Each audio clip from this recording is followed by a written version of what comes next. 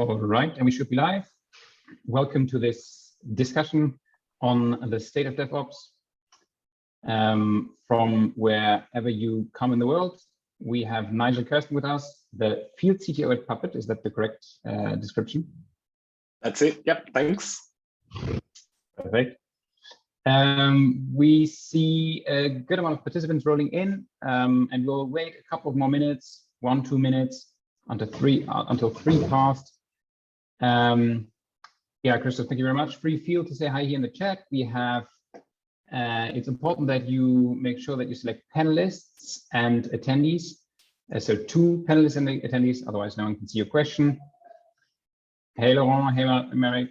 Hey, Eric. Good to have you here today. We're going to cover the state of DevOps. I'm sure you know that Puppet is probably the most famous if it comes to their products, obviously, but then also right thereafter for their excellent data collection on the state of DevOps. So very thrilled to see what 2021, 2020, the latest trends will bring here. We'll wait a couple of seconds more, yeah, maybe 1 more minute. Already lots of you here, great to see. Hey, Brian. Hey, Florian. And then we start. Yeah, so from all over the world, really, that's great to see. Very, very important topics. If you feel free to ask questions in between, I'll be monitoring the questions as they are rolling in, and if it makes sense, I'll weave them into the conversation, and then we'll have a chat for around 30 minutes, and then there's QA afterwards. So. Yeah, you'll get your chance to ask questions, definitely. Okay, I think we'll start. Very brief housekeeping rules. Again, feel free to ask questions. Also, during the conversation, make sure that you select attendees and panelists so that everyone can see your questions, and I'll make sure that they are actually answered. Exactly, this meeting is going to be recorded. We are going to share recordings afterwards, and then you can also share that with colleagues and friends. I'm Caspar from Tech, and with me is Nigel, but maybe you introduce yourself before we get started, Nigel. Sure. So Nigel Kersten, field CTO at Puppet, which means I'm basically CTO of the customer success services side of the business. My background's in operations, my heart is in infrastructure, as much as that's mutated over the last decade or more, what that actually means. And I've been a co-author of the State of DevOps report for the last coming up to 10 years now. And big fan of the whole platform team concept. It's how we're seeing people actually scale out developer productivity in the enterprise. And so when I met the Humanitech folks, including Caspar, was very much kindred souls and kindred spirits. Yeah, exactly. We were both interviewed for the CIO News piece on Interdeveloper platforms, and that's how we met. And we've had a lot of very interesting conversations, and I'm so excited to cover a lot of the things that you are currently doing in your latest panel in this session. Before we get started, I think the new panel, the new State of DevOps, is coming out in the next weeks. What's the specific date? So it's going to be about a month or 2. I'm finishing off writing it in the next 2 weeks. We go through a bit of analysis. We've got a few guest folks involved. And for, I guess, the people who might not have known how we actually put the report together, one of the things since we first started has been trying to work out what's actually useful for people in terms of evolving their DevOps practices. I think particularly in the very early days, and even so somewhat nowadays, there isn't a strict definition of DevOps. We didn't start with, the equivalent of the Agile manifesto of what it actually meant. And so for a long time, we were working out, what does this mean? What's the actual shape it's taking, particularly as it moves beyond small startups and web scale companies and moves into traditional enterprise. So what we do is we ask people a bunch of questions around what we think of as key performance statistics, which deployment frequency, how much time you spend on planned work versus unplanned work, your mean time to roll back, all of those sorts of things. And we ask them a bunch of these questions about what practices they've actually adopted, measure the actual sort of output in terms of performance, and we do cluster analysis. And a few years ago, what we did is we started realizing that a lot of people had a good idea of sort of the shining light at the end of the DevOps journey, which was, small cross-functional teams that were doing really well, singing in harmony, application developers wearing the pager, happily fixing issues.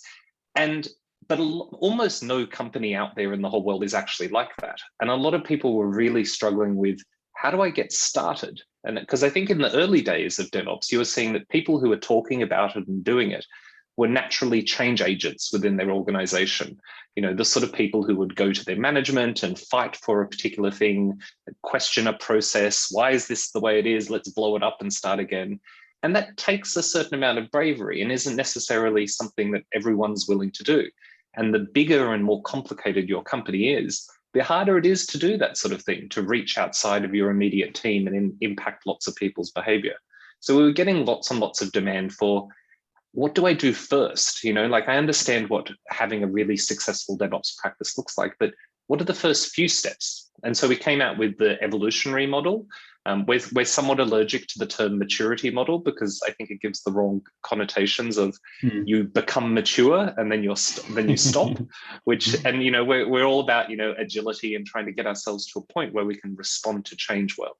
So anyway, long story short is we've essentially got this evolutionary model that maps out low, medium, and higher levels of evolution because we've seen distinct clusters in behavior. And one quick way to think about it would be, if you're in an organization that how often do you deploy new changes to your application stack? If that's every 6 months or 12 months, you're definitely in the low evolutionary area. This doesn't mean you're bad people. It just means you're struggling against the weight of a big organization and process. If you're in the mid group, you're probably deploying, a couple of once or twice a week, and which is a pretty dramatic improvement. If you're in the high performing group though, you're deploying on demand. And we can chat about this a bit more as we go through it, but I just wanted to introduce those high, medium, and low evolutionary groups because it will ground a lot of the conversation that we go through with the findings from last year around platform teams as well as this year's.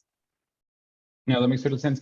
If I can dive a little bit deeper on that, I'm often hearing people struggle to be, how should I put it, compared to a Netflix, right? Because Netflix is very far. And they're awesome, but yes, they're awesome, but they also have a huge endowment of money they can spend of all sorts of things. And no, not everyone can afford that. How do we actually make sure that we're not comparing apples to lemons here, for a better word?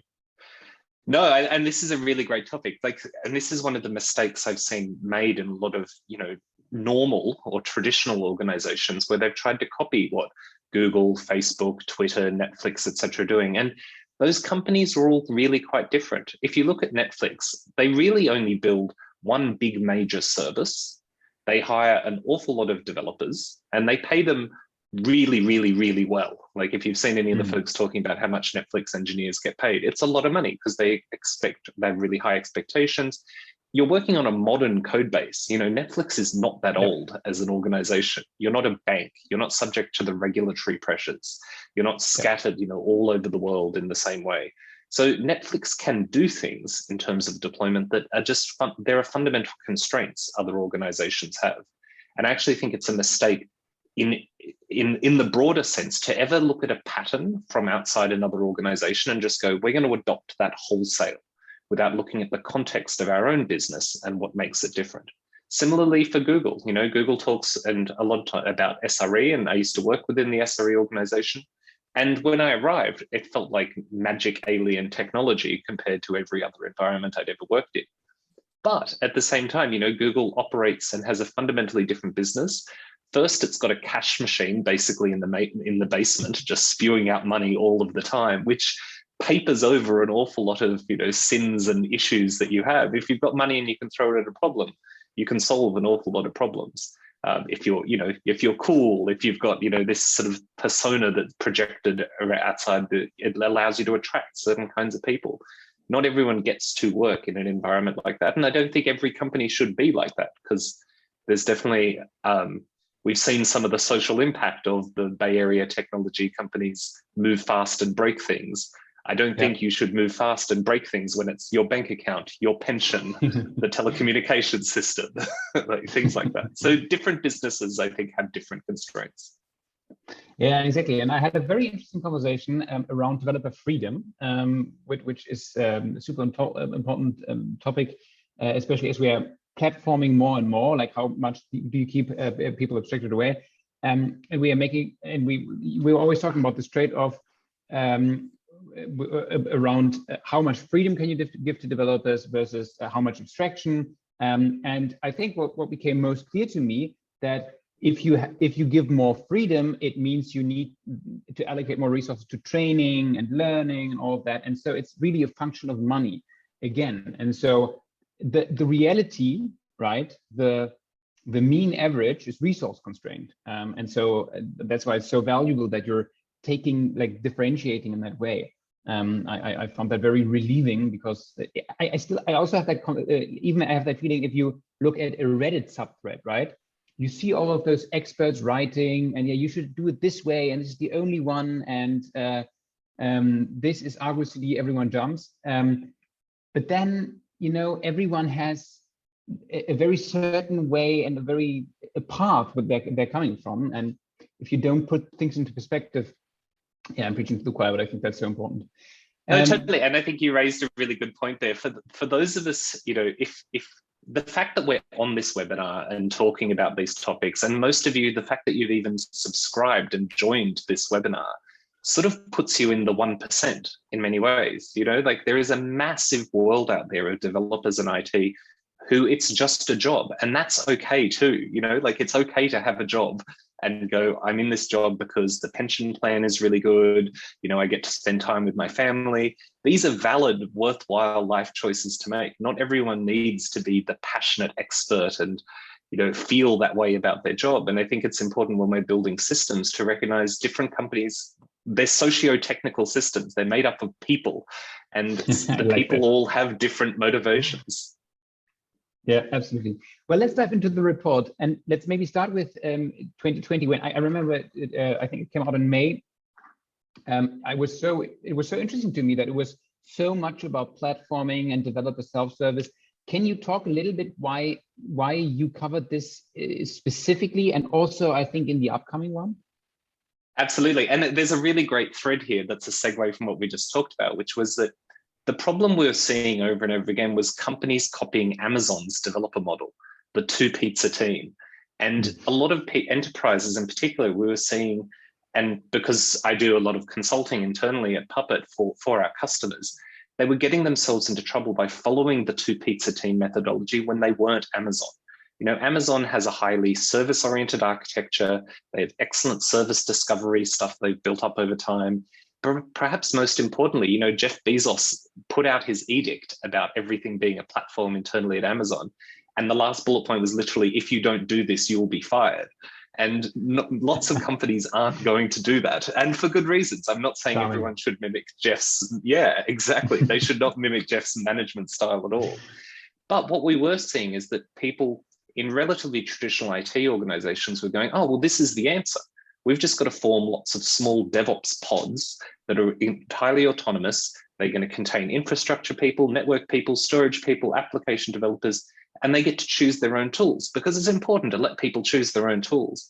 But if you don't have all of that service discovery and everything around you, you just get into a mess where, and you talked about this before, the sort of paradox between freedom and productivity. If you give all of these teams absolute freedom to choose and do whatever they want, they're not actually going to have a great time interacting with the rest of the organization. As soon as they hit their audit and compliance people, they're going to find it frustrating because they're producing reports by hand and they're doing work they don't necessarily want to do. So what we were seeing from our customers, and you see this from what folks like Gartner and Forrester are doing when they analyze the market, is that the platform team was starting to rise up in response to this. And I will say, I appreciate how you guys have been talking about the internal developer platform team to try and give some extra meaning to this terribly, terribly overloaded phrase, because as we'll see when I dive into some of the data, that people abuse the term platform team an awful lot. So for example, we're looking at last year's, we had 63% of respondents saying, does your organization have internal platform teams? But when you actually dove into the data and went, are you doing the things that we consider really critical to a platform team of an evangelizing product manager? Are you collaborating with your value stream teams early in the design cycle? Do you take user feedback and use it to modify your services? Are you delivering most of your stuff via API? They were like, no to all of these questions. And so I think we're seeing that having a well-run platform team that does do those 4 things is a way to scale out DevOps practices in the enterprise. And that was one of the reasons we started focusing on it, that we were just seeing demand from folks, and we were seeing this pattern start to emerge that everyone was talking about. So we decided to start diving into it. And to sort of, I guess, cut to the chase of last year is we found a really high correlation between well-run platform teams and the higher levels of DevOps evolution. And in fact, I'd say it's so strong that I think it's just about impossible in a large organization of like 10,000 plus people to scale out DevOps practices without having some kind of an investment in platform teams, even if you don't call it a platform. Yeah, and what I find so interesting is that also your findings around developer self-service capabilities and what to focus on. And I mean, we both talk to, I assume hundreds of different teams a year. It's so interesting to see how this now is trickling down. And I'm already seeing teams of 150, 200 developers start looking at that and grouping. And if it's just grouping around a cozy API that they standardize against, that is, that's so interesting to see. If we dive a little bit into the data, how do we actually make it a little more tangible what we mean by platform team? You have this one graph that I like a lot, the different things that platform teams focus on. Can you elaborate a little bit what you found in those 3 tiers of evolution? Yeah, so we see, and this is going to be some of the sneak preview of this year's report as well, is that it starts at sort of relatively low levels of infrastructure. And to go back to the Netflix model, there was a time when, no ops was being popularized by Netflix an awful lot. They're going, there will never be operations people in the future. We're just going to have developers. And I think that is true somewhat. But I think just as we have specialist developers of different kinds, we're going to have specialist infrastructure developers. Because I think having the sort of brain that enjoys, monitoring and scaling and all those sort of things is a little different to software architecture. So if you look at what people were doing in terms of actually providing on top of their platform, it's provisioning of infrastructure, it's CI/CD workflows, it's monitoring, it's alerting, it's storage provisioning, it's deployment patterns of going, we have an architecture for, say, our middleware looks like X, and so we're going to predefine that. So if someone wants to have a deployment of it, they can just deploy it. This is also a bit of an evolution from something we'd seen over the last few years, which was that having large standalone test environments that are long-lived really strongly correlates with poor DevOps performance. If all your developers, when they're doing testing, have to share a testing environment, your quality isn't as good, you can't deploy as quickly. Having self-service on-demand test environments was the big pattern we started seeing emerge before the platform team world started to emerge. So last year we saw a lot of this stuff, it's public cloud infrastructure. It's very infrastructure sort of centric of give me all the bare bones stuff to run my application on. But what we've actually seen this year that is really interesting is that the high performers are moving well beyond that. They're moving on to self-service things on the platform are authentication, gRPC load balancing, it's geolocation. It starts to be these higher order things. Like once you've solved the infrastructure problems, you don't stop there. So I think a lot of people think of an internal platform team as being, it's like EC2 plus S3 plus, CloudFront or something like that, like the sort of, network storage compute. But as you start moving to a sort of more highly evolved world, you keep moving and you keep building much more developer-centric self-service services, which I think, in one sense constrains the freedom, but on the other sense, how many times do you want to write an authentication system? Like it's not that much fun the first time. Yeah, it's like the twilionization of the world. Is that a word? Is that a word? Yeah. And I think developers have gotten used to it. Like if there's anything, I can be a cloud skeptic sometimes too, but it's inexorable to move to cloud. And I think the biggest thing that it did for our industry was having developers go, if I could self-service these things, I can glue together all these different services myself and then focus on the thing that I actually want to build. And I can make it up by using other people's stuff. I don't need to have this sort of macho attitude of I need to build everything from scratch. Mm-hmm. Okay, I would like to go in a second a little bit into what that actually does to the team structure. But before we go in there, you have this very interesting concept of a DevOps evolution model. And like we've seen the 3 tiers, but you've actually broken that down into stages. Can you explain a little bit how that works? Yeah. So what we've seen is we were trying to give people an idea of how, if they're starting at low, how do they actually get to medium and high? And at low, these things sound really fundamental, but they're not true of a lot of organizations. They're things as simple as there's a version control system that everyone can look into. And we find that this is one of the biggest barriers to progression and to sharing and to evolution inside an organization, is if you don't actually have a version control system that people can look into to see if someone's already solved a problem before. You don't have a culture of inner source, inside your organization. And I think there's a few different reasons here. Like if you look at some of these practices, like having CI/CD, do you check your applications into version control, application config into version control? Do you use a configuration management system? Like all of these things are really fundamental building blocks. And I think because, this is what we do at Puppet, we do automation, we do configuration management. DevOps has always been about much more than just automation, but you can't really do it without automation. Because once you've actually defined your infrastructure in terms of, declarative config management, you talked about huddling around an API before, like this automation is the social contract between different teams. Yep. So we essentially see that the model starts off with, implementing basic standardize and rationalize what you have, start automating it, then start expanding those DevOps practices out.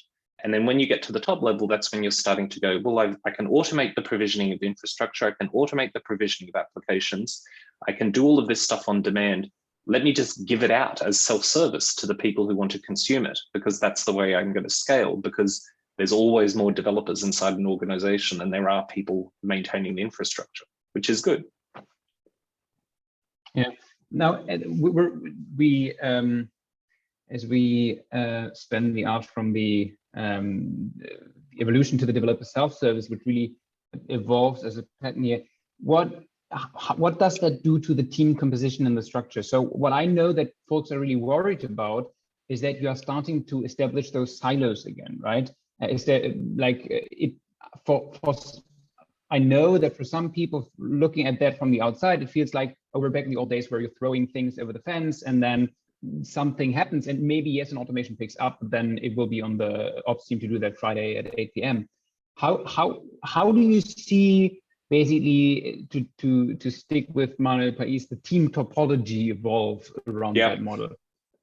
No, so this is a really good question. And this is where I think people go wrong doing the platform team approach. If you're just thinking about it as self-service, like you're a silo, you know what's best, you're building a thing and it's available via self-service, you may as well be building a mid-2000s enterprise software catalog where people don't have a lot of choice. They just click from a few predefined menus, and it's a recipe for creating shadow IT where developer teams are going to go off and invent it themselves. One of the most critical attribute of a platform team and doing this well is actually being agile, listening to your users, getting feedback from your users, talking to them, finding out what their actual problems are. And this is, I think, one of the reasons why lean methodology has always been really closely associated with the DevOps movement. I mean, lean predates it an awful lot, but the idea of building a small experiment, testing it with real world users, getting their feedback, using it to modify the actual products that you're building. And you've got to have a product mindset. Like you're not, the old silos that we're in were because, one team were like, we're the experts, we're defining this thing, and other people just use it. A product mentality means you have to evangelize it to them. You have to market it. You have to listen to their problems and go, here's a thing that actually solves your problems. Because the other thing we've seen is that pure top-down mandating of you all must use this platform just doesn't work. Like it actually has to solve people's problems. But the good news, I think, is that people are inherently lazy in all of these different spheres. And if you give them the shortest possible path to solve their problem, and you do that via a self-service product on your platform, they will actually do it, because people generally will take the shortest path, and that's okay. Yeah, I had a super interesting conversation with Jason Warner, who built who first did Heroku and then built or introduced the concept of Interdeveloper platforms at GitHub, and he said it's really about, and I like that way of phrasing it, about getting from transactional conversations to actually improving the status quo through meaningful interactions where you're gathering and you're saying, okay, how can we optimize the workflow? But then the actual transactions are done by a machine, right? And so, that resonated really well with me. And I think this is how you start feeling, a lot of people who are in the infrastructure space and where they're servicing another group of developers, you can feel sort of downtrodden and, like you're at someone's beck and call and they're always unhappy with what you do. But if you can flip that around and make that a collaborative process where every time you're going to them, you're going, hey, we built a thing that makes your life better. That's just a much more rewarding place to be as someone, inside an organization. You feel, we know Maslow's hierarchy of needs, like people want to feel valued. They want to feel like they're actually making a difference. Yeah. And to your point that you made earlier around, we are probably still going to have that separation of roles. I hear the Twilio CTO, I think, say that the world is so much more complex in terms of the scale we're operating, right? So we're comparing us to 20 years ago, but all our systems have to scale globally. There's a completely different expectation from the user at what IT has to provide. And so it has actually gotten more complex. And if we want to reduce cognitive load, then separation of concerns does make sense if it doesn't restrict the creativity or freedom, if you want. Yeah, it's highly stressful to be worrying about absolutely everything. And, it is that paradox of choice almost, where, the more constrained you are, the more free you can be.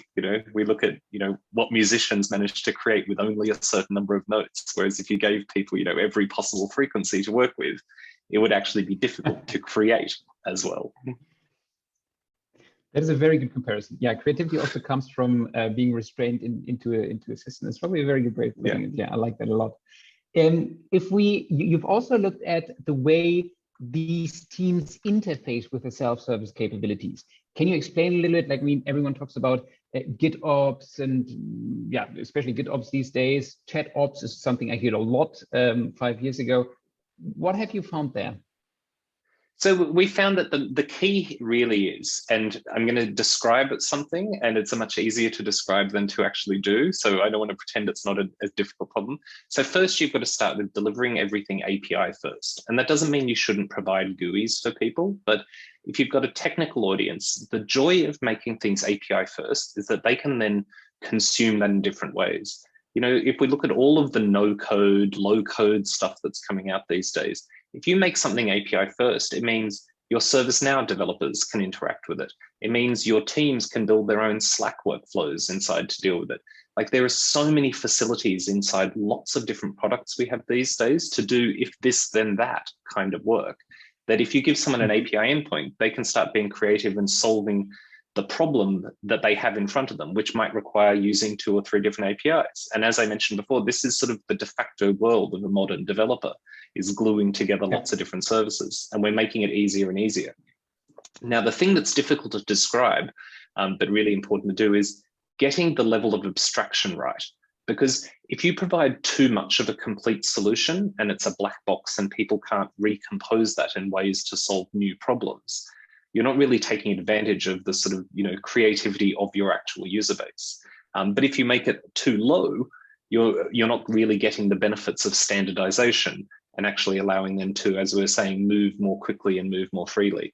So for me, it's always really key that even if you want to, so here's a good example. Like if you're provisioning, if you want to give people on-demand test environment provisioning, and your organization, you've roughly worked out you have 10, 12 major different classes of applications, Java middleware, Python, Ruby, whatever it is.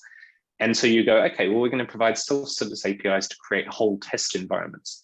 You also want to give people access to some of the building blocks underneath those items of just, just give me a VM, just give me a network here, open up a firewall port, because being able to recompose those things to solve new problems is going to mean that the platform team and IT team are not being bugged for absolutely everything. But it also means people aren't going to look outside the beautiful walled garden that you're building for them.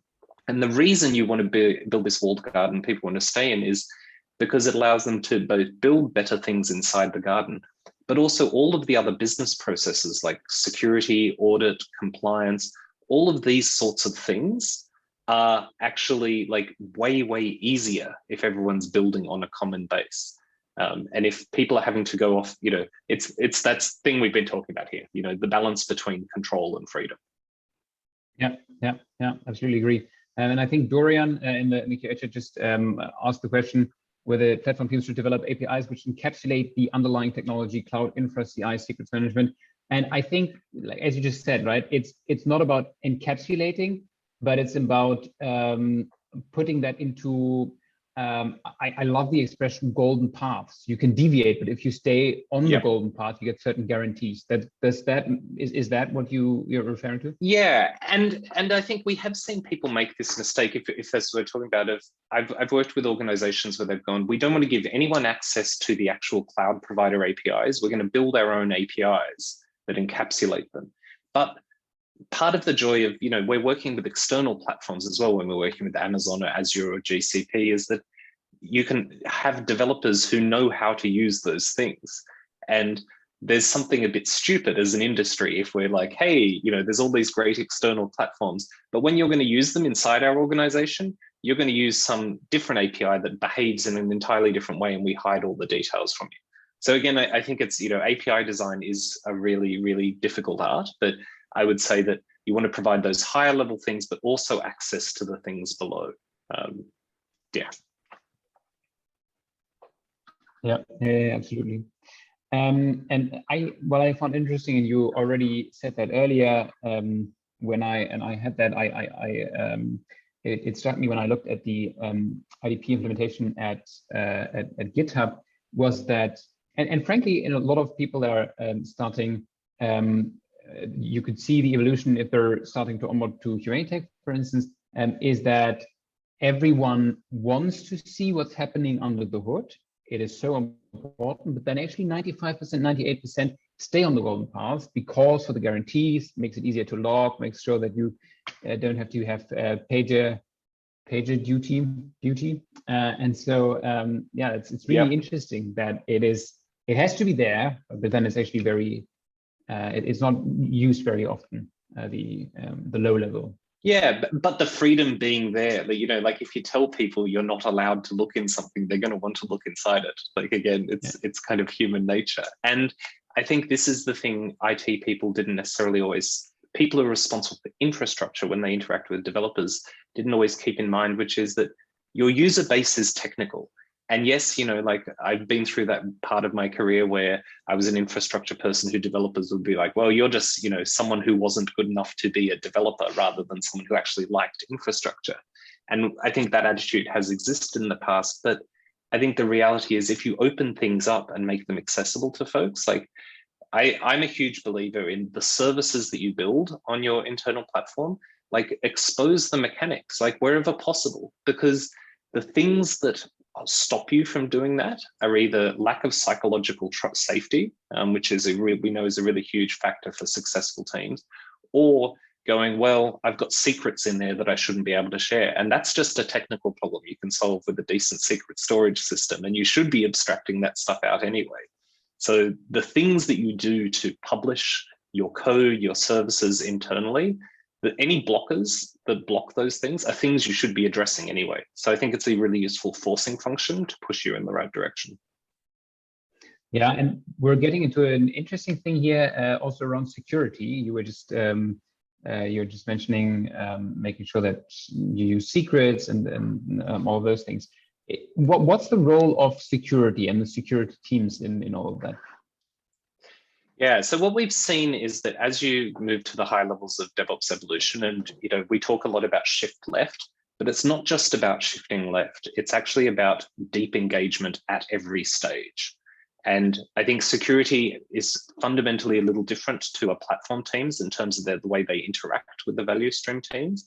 But a well-run platform team should be giving your security team, they should be loving it and going, oh, can we build things on top of this? Can we be a part of collaborating around the design and the references and the implementation so that it's more secure when everyone's wanting to use it. And then you start building out, what does self-service for developers look like for security functions? What does self-service for the security team look like? Ideally, we want to be getting to a world where you're doing continuous compliance. You're not having to pause the business for an audit at certain intervals. You're not waiting until an incident happens in production and then you're actually going and debugging this thing. You want to be in a state where if your security team wants to know the current state of a whole bunch of things of are you PCI compliant, they should be able to just go and look at it and see live data, not let me get a snapshot of last week's report and send it over and hope nothing changed in between. Yeah. I've seen well-run platforms where in audit almost becomes an export call to the API, and then here those are all the snapshots of all the app config changes, whatever ever happened. We're progressing in time. If anyone has questions, this is the right time to ask them. We've collected lots of questions beforehand, but I'm just going to keep throwing at you, Nigel. But if there are any questions in between here live, feel free to ask them. I want to start maybe with, how do you make the business case, right? So what's the return on investment of developer self-service, which is a very abstract question, but do you have any data on that? Yeah, so what I more have a tactic that I think I've found really useful in work we've done, which has been trying to generate an ROI calculation based upon, euros, pounds, dollars, whatever currency you work in. I actually don't think this works. And I've seen this fail a whole bunch of times inside organizations, because all these numbers are made up. People lack enough situational awareness to actually understand the true cost of what they have. Yeah. And you're fighting against a certain level of skepticism, and loss aversion is a really big thing in human brains. We're not very good at dealing with change and how to encapsulate change. And the worst thing I think is that in a lot of big organizations that are undergoing change, people don't necessarily feel secure about their jobs. And so if you start talking about €1 million saved, 10 million pounds saved or whatever, they automatically start doing the calculation in their head of, well, my salary is X fits into $1 million by this many times. Isn't the easiest way for us to fix this? Just fire a bunch of us and then we could save the same money. And back to psychological safety, that when people feel like that, they're not actually going to adopt the new platform. They're not going to feel, they're going to drag their heels, and you actually need everyone to come along for the ride. So the tactic I always follow is trying to encapsulate hours wasted. Just asking people, talking to developers, how much time a week do you spend doing this? And the concept, I think there's many things that have, the Google SRE religion is not necessarily something everyone should be following, but the idea of toil, of manual work that scales linearly with the size of your deployment and doesn't provide enduring value. The idea of focusing on toil and minimizing it, I think, is really powerful. And we've had a lot of success with organizations of just going around and going, okay, what is your number? Give us your top 3 sources of toil for you, for your team, and for the organization. What do you think they are? And often when you look at these things, there's this really low-hanging fruit where you can go, hey, look, we could justify the entire cost of a self-service developer platform, even if it just did these 3 things and nothing else for the rest of its life. That would save the time alone, but we can get all of this other future potential as well. So I think, again, to return to the no-ops thing, I think developers only started managing infrastructure themselves in general because it was better than waiting for a slow IT department that couldn't be responsive. I think this is the joy of an internal platform. You're actually providing them the infrastructure and various things that they want. So that's sort of my answer, which is the way focus on hours saved, which ends up being a really huge number. And that's a really easy way to generally make a business case. The other sort of second prong of that is if you don't have an internal platform at the moment, your security teams are probably frantic and just as overloaded as the infrastructure teams. And the idea of giving a single, common point of control to simplify their world is often something you get a lot of buy-in. And for better or for worse, security often has a larger budget than infrastructure. It's true, yeah. We have a great question from Ross here. Do you still see the conflicting goals of developers, speed, and ops operability being a major friction point holding back successful enterprise DevOps at scale initiatives? And if a platform team approach with product mindset is a way to align on achieving those goals, do you have any high-level guidance on how to successfully position this model?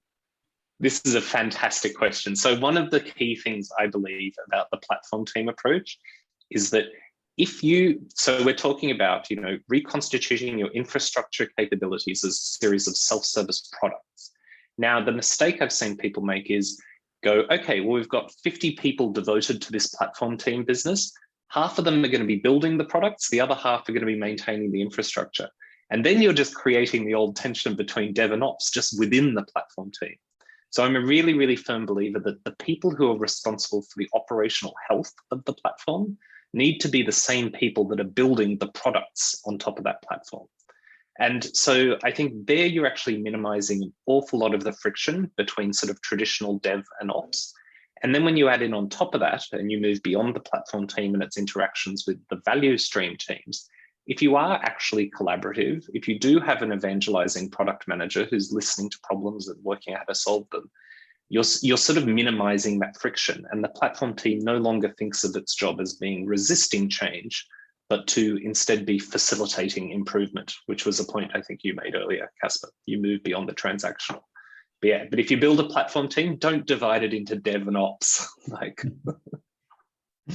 That's a very good point. We have another question from Peter. What are the changes that you see in the last 12 months? I mean, we're an incredibly fast-moving industry. That question makes a lot of sense. Do you have almost a diff in diff between 20 and 21 in the data around self-service? Yeah, I think it's that, I think we've seen a 20%, we've gone from 60-odd% to high 80s in terms of people who have platforms internally. We've seen holding pretty steady the number of platforms that people have. Like most commonly, people have 2 to 3 large platforms internally. My suspicion is that for most of those organizations, they're not all being a true platform team. They've sort of just centralized IT under another name. And we've definitely seen the huge improvement has been that people are moving beyond just provisioning infrastructure for folks. They're starting to build those higher order self-service things for people. Yep, that makes lots of sense. Another question that we have that we talked to earlier is that you're seeing the rise of, I would call it, modern service catalogs, which for me felt a little bit like the almost inner source trend a little bit, that was very vocal 2-3 years back. I don't know why it fell more silent, but are service catalogs the first evolution of a platform team, or are they more a layer, or how can you put that into perspective? Yeah, I think the problem we saw with service catalogs was that they were black boxes. So they were much more sort of I think the mindset that drove them most of the time was, my team spends lots of time responding to tickets, so let me automate that. And so you were automating for yourself as the infrastructure team rather than necessarily trying to solve someone's problem. You're trying to solve your problem of being overloaded, not the developer productivity problem, which I think is the real one that everyone wanted to focus on. I think also they were black boxes, they often weren't API accessible. It was often, had to click through, a Citrix interface or some particular web, GUI to do something. And so they didn't feel familiar for a developer to glue together and to reconstitute. So they didn't tend to be modular. They tended to be black boxes. And I don't think they were focused on necessarily solving developer problems. Now, that's not necessarily true for everyone. But I would say that even if you were really, really, agile and lean and opened up all of your different stuff through a traditional self-service catalog, it often still required specialist knowledge to be able to build a new catalog item. You had to use some particular proprietary system. And I think this is the key difference of, modern platform teams, is that the underpinnings, once you're actually exposing them to folks, should be understandable. They should be in programming languages people are familiar with. Everyone can read YAML nowadays. Yeah. Something's going to be written in YAML. Yeah, the YAML yak. Oh, that makes sense. Good. We're slowly approaching the last stop of the train here. Are there any direct questions while we're at it from the audience? I still have lots more. We have one from Florian. Is there a minimum threshold in terms of team size before the benefit of utilizing an internal self-service platform has a noticeable positive impact on productivity? Awesome question.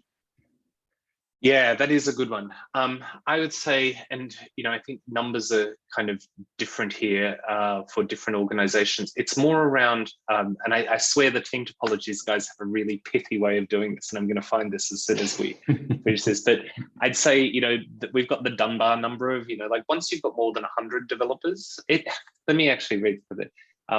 I think it's if developers are finding themselves coordinating and reinventing the wheel as they move between teams or services, and they're feeling like that's actually slowing them down, that's probably the point. I'd say this is, I was just chatting to Mike Stonke, one of the other authors of the State of DevOps report, about this, that he's seeing out there at the moment that people are starting to do platform teams at smaller and smaller sizes than they were before. Yeah. So I think maybe people are getting to the point of realizing that they can build a self-service solution that's appropriate for the domain that they have. And it's not just a matter of centralizing everything for needs of control, but maybe it becomes, a state of going, well, there's this one particular thing people spend lots of time doing. Let's at least automate that for everyone else.